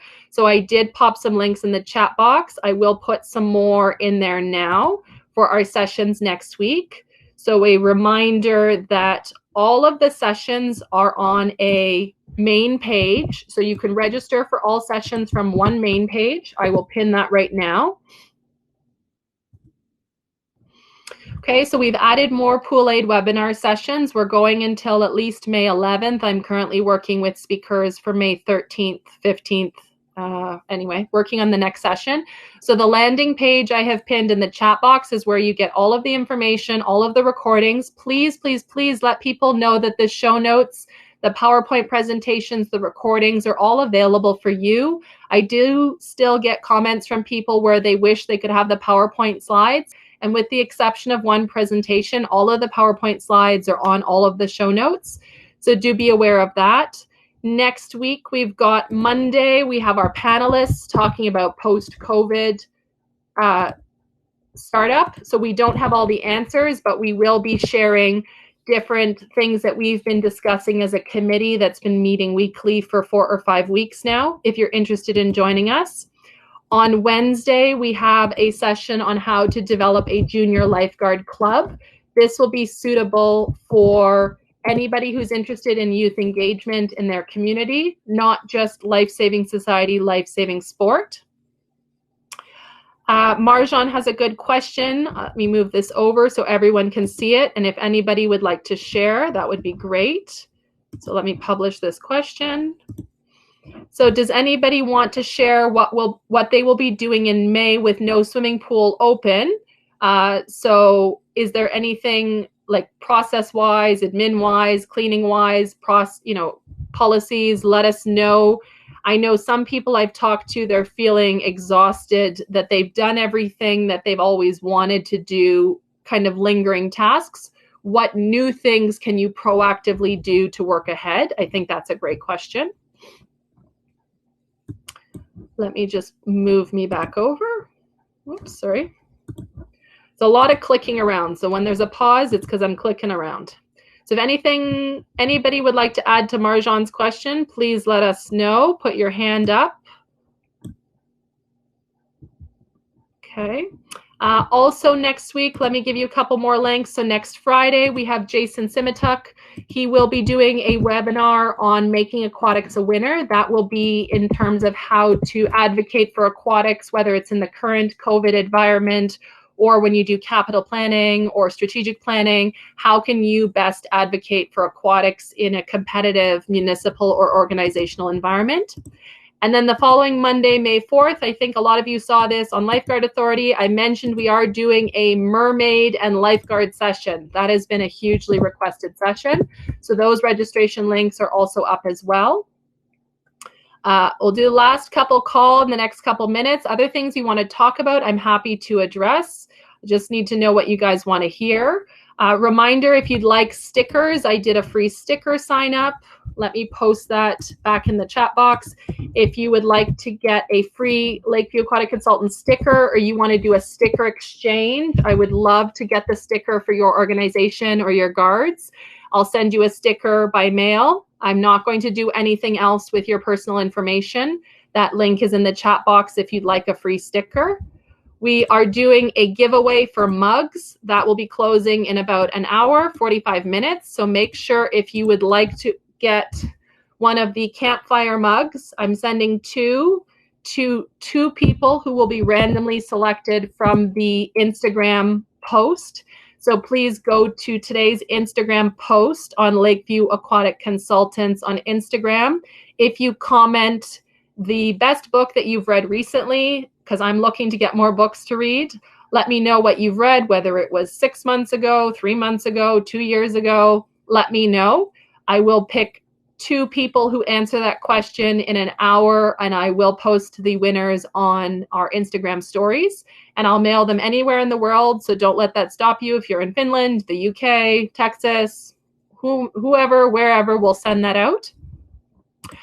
Next week, I will also be running my first online certified pool operator course. So if you're interested in more information about those classes, we will be adding a weekend option in May. It will be 2 weekends, 4 hours per day. So it's split up over a Saturday and a Sunday over 2 weeks. So you can still live your life and you don't have to spend 8 hours with me on a screen. So if you're interested in information about that upcoming course, you can subscribe to our email list. Participating in these webinars does not get you on the email list. That is not compliant with Canadian privacy laws. You have to subscribe to the email list. If you'd like to get our emails, I will send out our COVID weekly email Sunday night or Monday morning. And we always do pre-release first 36 hours to email subscribers to online courses. So I teach the Pool and Hot Tub Alliance Certified Pool Operator class, which is accredited across Canada and around the world. I do teach metric. So if you're comfortable doing metric with me or an imperial exam with me, you can sign up to take the course anywhere in the world. I will FedEx the book to you. The next one will be later in May, so 2 or 3 weeks from now, if you'd like to take that with me. Would love to meet you more. Anything else I'm trying to think that I wanted to share? We've got the webinar directory. We've got the networking directory. Still lots of people here. So if you have questions, anything else you want to chat about, what are your plans this weekend? What should I make for dinner? I have no idea what I'm making for dinner yet. Any thoughts? Let me know. Still here, happy to do whatever.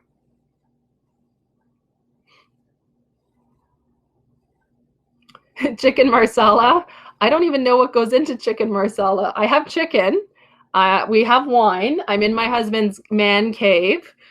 So there's definitely lots of wine, but I don't know what else I need. So let me know.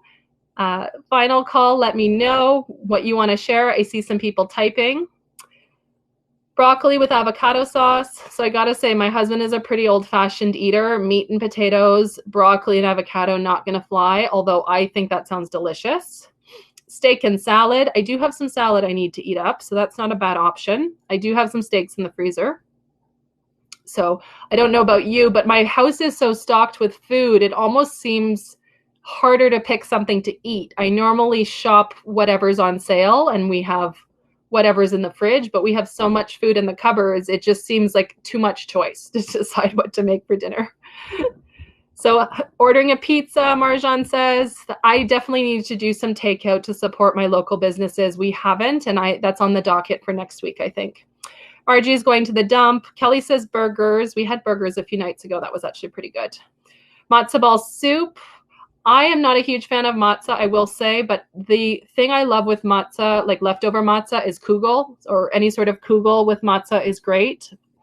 Yeah, it's lunchtime for me. I normally eat after this, and then I either go for a walk or I read, sit outside, and then I do my phone calls and download.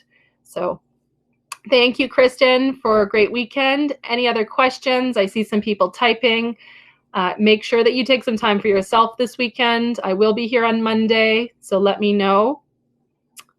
Linda saying pasta and meatballs. Well, and what you said too, Linda, about the exercise, like I have not been motivated to exercise. I mean, it's very, very not good right now. So if I had a Fitbit or a step counter, I'm sure it would be under 200 steps. It's really, really not good. So thank you to those of us who are going to join us next week. Oh, I do see a question. I see Margie. Let me scroll. Michelle, let me move your question over so everyone can see it. One moment. So let me move this. So Michelle's asking how to access the Aquatic Professional email list in the future. So my plan was to leave the drive open for at least 6 or 7 months. You should be able to also download a copy. So let's say and I don't know when COVID is going to end, but let's say the webinars end June 1st. At that point, I'm not going to pull the document down. I would probably save a copy, put it on the final show notes, but I would leave it live still probably for a couple weeks because people may find this later. But I also don't want to leave it floating around on the internet forever because I'm concerned that advertisers that I have to fend off with a stick, that they might try and abuse it if it's too out there. So to your question, Michelle, I haven't got a final process, but we'll keep it up for at least another couple months.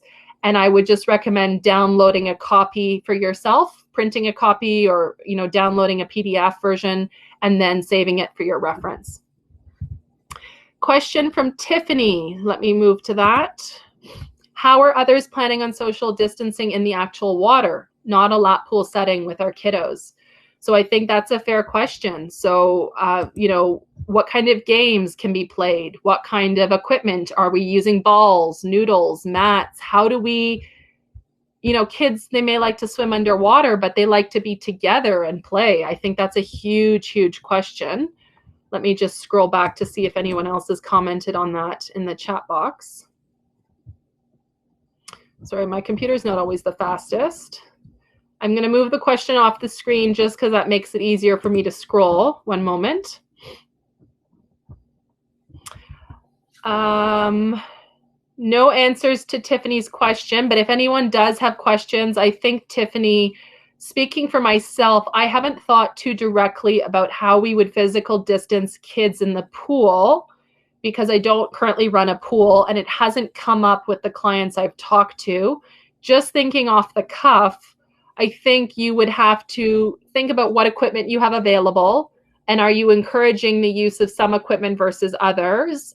So on the one hand, something like a slide or a diving board might be better because it's single use, but then there's also counterbalanced with the risk of I'm touching the diving board rails or the slide. Is that higher risk or lower risk? I don't know. Do we put quadrants in the pool? Do we use buoy lines? Do we use lane ropes to section off areas of the pool for certain types of activities? Do we try and run activities like fitness classes, underwater hockey? I really don't know. I think that's such a huge question. And I think if I was running an aquatic facility, that would be part of my dialogue with my management, upper management above me. Why are we opening? They'll say we want the pool open. Well, why? What services can we offer? How will people even be allowed to use the pool? And if they cannot use the pool properly or to their level of satisfaction, does it make sense to open, or are we teasing people by opening when we have nothing to offer them? Okay. Joaquin is saying Tim Hortons plan. Thank you, everybody. Thank you, Ashley, Michelle, everybody. Thank you, Monty. Anybody who's found this beneficial, thank you. Any other questions? I'm still here. Happy to answer your questions. Yeah, sorry, Tiffany. I don't think that's not a comprehensive question or answer. I don't know, right, frankly. But again, if we can't use half of our amenities, is it cost effective? So the example I can give is ice. So in Canada, our arenas for hockey, many facilities will pull the ice out in the summer because it costs so much to maintain the ice surface for hockey, curling, different activities in the summer. They have to decide, do we have enough revenue from the rental of the ice surface to justify keeping it in place? It's a very simple, should we be open, should we not? With pools, I think we need to look in that direction. Does it make sense to open the lazy river? Does it make sense to open the water slide? Should we only open the hot tub? Do we not open the hot tub? Do we not open the steam room? Do we not open the sauna? Any hot amenities are going to potentially be higher risk based on the fact that heat breeds bacteria. Sanitation is harder to achieve, right? So what services are we offering? Are we offering lap swim but no free swim? Are we offering lessons but no open swim? I honestly don't know. Okay. So I think I'll wait a second. I don't see anyone else typing. If you do have final questions, please throw those in. Thank you to all of you who are still here. Thank you to those of you who've come out to so many of these sessions. Thank you for your energy, your enthusiasm for this project. Thank you for your support, your messages. Yes, we are fine. My husband is back home from the hospital. He'll be home for a number of weeks. So the only problem for us means competing Xbox streaming with the webinar. So I have to remind him when it's webinar time and when it's Xbox time. But I'm very happy to have him home. And thank you again to Katie Cleesby and Joey for taking over the webinar on Wednesday. That show is up on YouTube. Please be aware that the chat box was not recorded for some reason. So I did post a scrubbed version of the chat box as a document on the show notes page. So you can open the chat box, but I've removed individual email addresses, so it just shows the chat. Yes, and I agree with your question, Christine. There's still so many questions without answers, and so I feel for you, those of you who are struggling under the direction of a state or a local or whatever direction is being given to you. Hey, we need to open. There's too many questions, right? Respectfully, in my perspective, there's too many things that are unanswered, uncertain.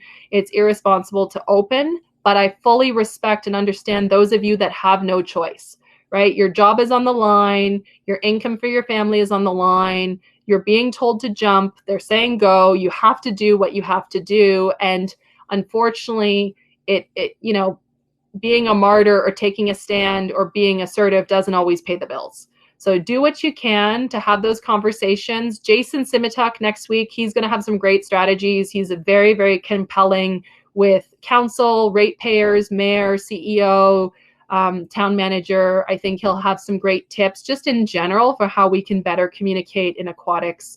So if you can stall until next Friday, hopefully that will also help you. I think I will leave it there because we're down to the last 40 people. I'd like to have lunch. I'm sure you guys need to get a stretch. We've been here a little while. So thank you again for joining us. Show notes for this episode with any links that have been sent to me will be up probably later on Monday, and I will catch you all next week. So thanks again, everyone. Thanks for being here. We'll see you again next week. Bye for now.